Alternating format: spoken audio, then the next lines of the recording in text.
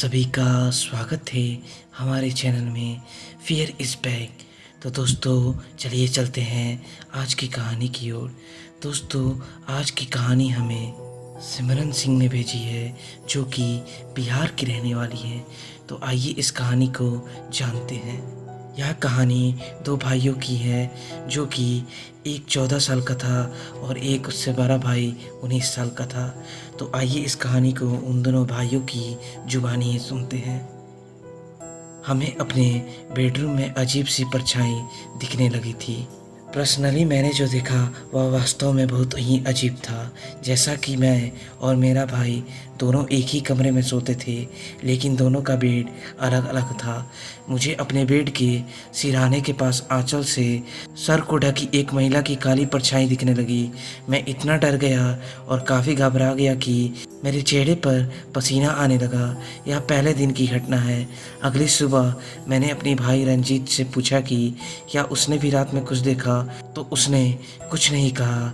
मेरे भाई को भी दूसरी रात को उस महिला को देखा, उसी महिला की छवि जिसे मैंने देखा था, लेकिन इस बार वह आंचल में नहीं थी। इस बार मुझे वास्तव में बहुत डर गया था और मैं घबरा कर पूरी तरह से पागल हो रहा था।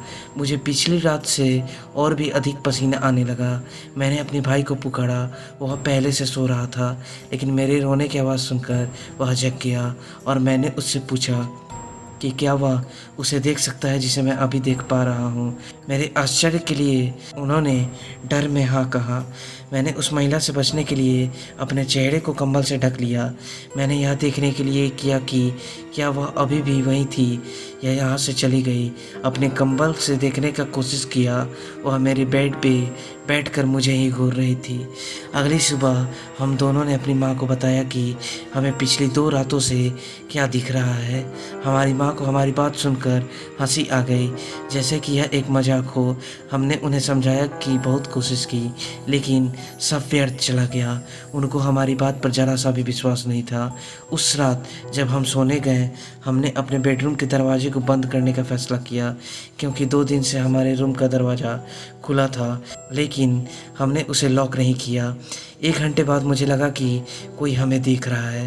मैंने यह देखने के लिए जांच की वहाँ कौन है। आपको विश्वास नहीं होगा जो मैं आपको बताने वाला हूँ कि हमारे कमरे का दरवाज़ा पहले से ही आधा खुला था। मैंने अपने भाई को पुकारा। दरवाज़ा खुला देखकर वह भी डर गया। अब हम दोनों को बहुत डर लग रहा था। मुझे सबसे ज़्यादा डर इस बात से लगा कि मैंने देखा कि हमारे बेडरूम के दरवाजे पर 4 परछाइयाँ थी और देखते देखते दरवाज़ा पूरा खुल गया और मुझे लगा कि मेरे चेहरे पर ठंडी हवा का झोंका आया। मैंने डर से देखने की जहमत नहीं उठाई और बस अपने कंबल से अपना चेहरा ढक लिया। ऐसा लगभग 1 हफ्ते तक जारी रहा। एक दिन इस रात हमने दरवाज़ा बंद कर दिया था, लेकिन कुंडी नहीं लगाई थी, क्योंकि माँ ने हमें दरवाज़ा बंद करने से मना किया, नहीं तो वह हम दोनों को डांटेगी। इसलिए हमने इसे बंद नहीं किया। इस बार दरवाज़ा पर कोई परछाइयाँ नहीं थी। दरवाज़ा पूरा खुला था। हमारी रसोई हमारे कमरे से लगती थी। मैं उस छाया को रसोई के चारों ओर घूमते हुए और फलों की हमारी टोकरी को छूते हुए देख सकता था। मैं सच में अब रोने लगा, क्योंकि मैं इससे बहुत डर गया था। मैं अपने भाई को पुकारा। जैसे ही मैंने अपने भाई को कहा, मैंने उसे अपने भाई की ओर आते देखा। महिला ने मेरे भाई के पैर पकड़ लिए। उसी क्षण भाई ने जोर जोर से चिल्लाने लगा। उस आवाज़ ने मेरी माँ को जगा दिया। हमारी माँ यह देखने के लिए दौड़ी कि हम क्यों रो रहे हैं और मेरा बड़ा भाई डर से क्यों चिल्ला रहा है। लेकिन जब माँ वहाँ आई तो वहाँ कुछ भी नहीं था। माँ ने हम दोनों से कहा, इतनी रात में पागलों की तरह क्यों चिल्ला रहे हो तुम दोनों।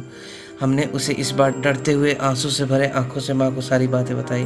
फिर भी हमारी माँ को विश्वास नहीं हुई, लेकिन हमारी सुरक्षा के लिए उसने पवित्र पानी छिड़का और अगली सुबह हमारे घर में हवन पूजा करवाया। उसके बाद फिर कभी कुछ नहीं हुआ, सब खत्म हो गया। लेकिन यह 1 सप्ताह हम दोनों भाइयों के लिए डर के साथ एक एक पल कटा। तो दोस्तों यह थी सिमरन सिंह के द्वारा भेजी हुई एक सच्ची घटना। तो अब हम फिर मिलते हैं अपनी एक अगली सच्ची घटना के साथ। धन्यवाद।